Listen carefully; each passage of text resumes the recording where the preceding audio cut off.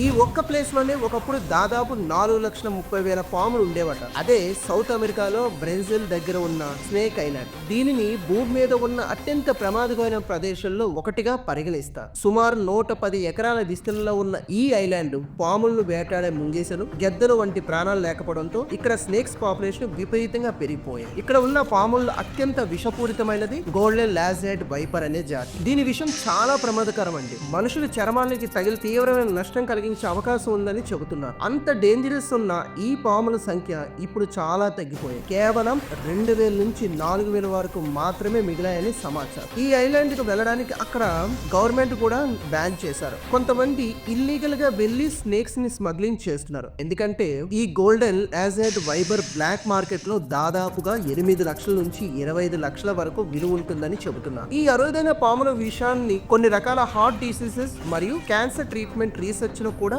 ఉపయోగిస్తున్నారు. ఓవరాల్ గా ఈ స్నేక్ ఐలాండ్ గురించి మీ అభిప్రాయం ఏంటి? కింద కామెంట్ చేయండి. అండ్ ఇలాంటి ఇన్ఫర్మేషన్ ఫ్యాక్ట్స్ కోసం ఇప్పుడే మన ఛానల్ ని లైక్ చేయండి, షేర్ చేయండి, సబ్స్క్రైబ్ చేయండి.